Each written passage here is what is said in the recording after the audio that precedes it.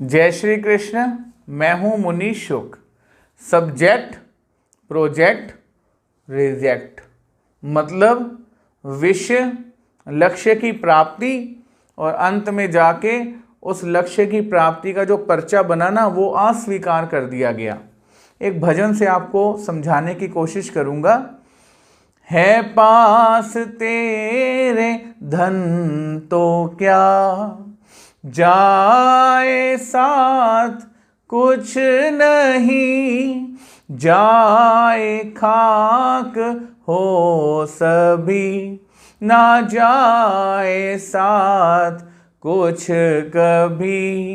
ये जिंदगी है दो घड़ी, कृष्ण नाम में ही डूब जा, बंदे तुझे क्या हो गया, नींद में क्यों सो गया, विषयों में ही तू खो गया, बंदे तुझे क्या हो गया।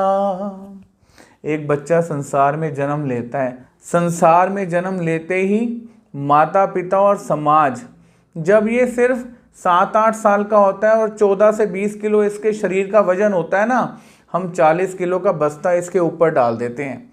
इसके कंधों को हम बचपन से बोझ ढोने की आदत सिखा देते हैं। हम इसे स्कूल में एडमिशन दिलवाते हैं जहाँ ये सब्जेक्ट मतलब तरह तरह के विषयों को पढ़ता है। अब इन सब्जेक्टों में क्या पढ़ाया जाता है ये आप अच्छे तरीके से जानते हैं।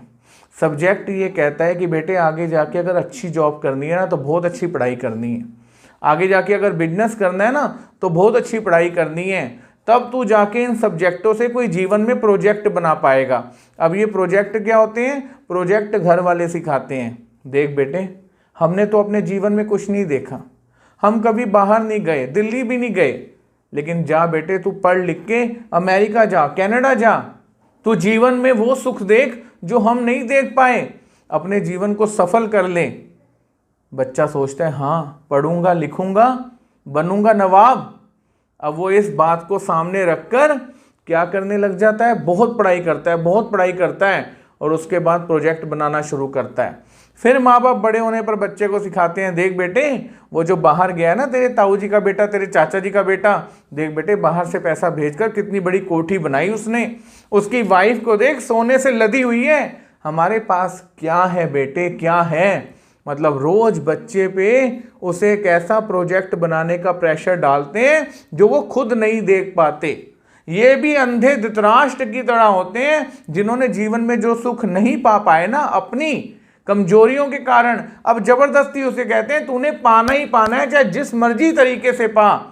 अब वो बच्चा सब्जेक्ट से प्रोजेक्ट पे आता है और वही प्रोजेक्ट बनाने में जिंदगी लगा देता है।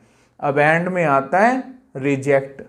जब वो इस संसार में एक ऐसे जीवन पे आ जाता है ना, जब वहाँ अकेला होता है, बुजुर्ग अवस्था होती है और एक कुर्सी पे बैठ के ऐसे ऐसे घूमता रहता है, हिलता रहता है ना, तब वो सोचता है कि मैंने क्या किया। अपनी पूरी जिम्मेदारियां निभाने के बाद आज मैं ये अनुभव कर रहा हूँ कि मैं बिल्कुल अकेला हूँ और आगे मेरा कल्याण होगा नहीं होगा मुझे पता नहीं।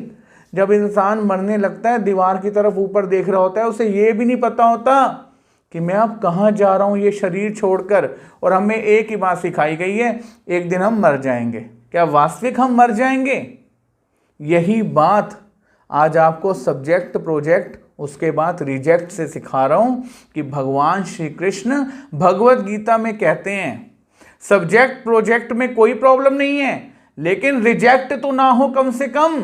आप अच्छी पढ़ाई दें बच्चों को, बहुत अच्छी एजुकेशन दें, लेकिन उसके प्रोजेक्ट में कुछ चीज़ें धार्मिक जोड़ें जो उसके प्रोजेक्ट को बताएं कि संसार के साथ साथ तेरा अपना परमार्थ मतलब परलोक भी सुधारना बहुत जरूरी है।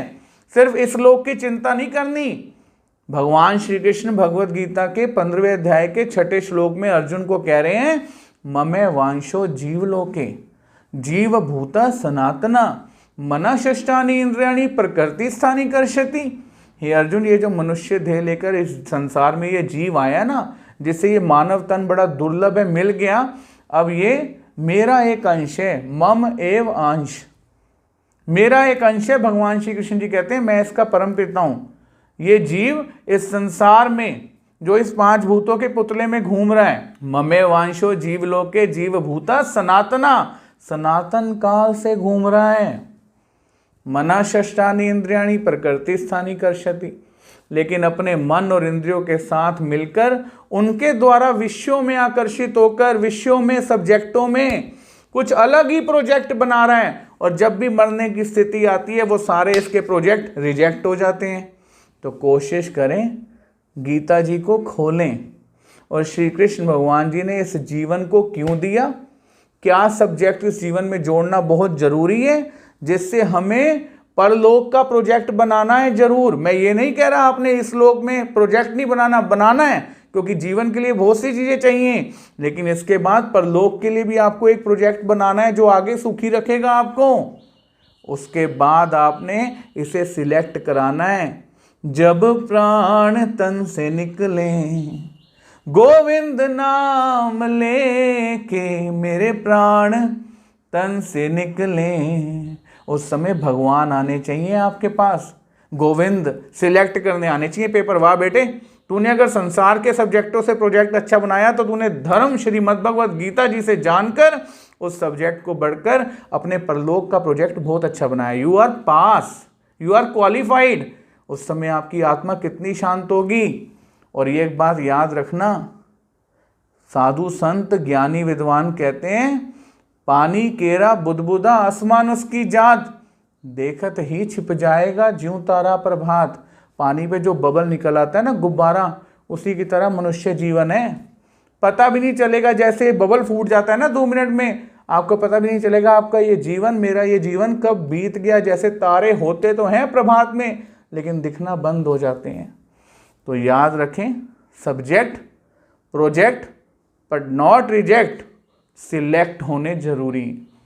जय श्री कृष्ण।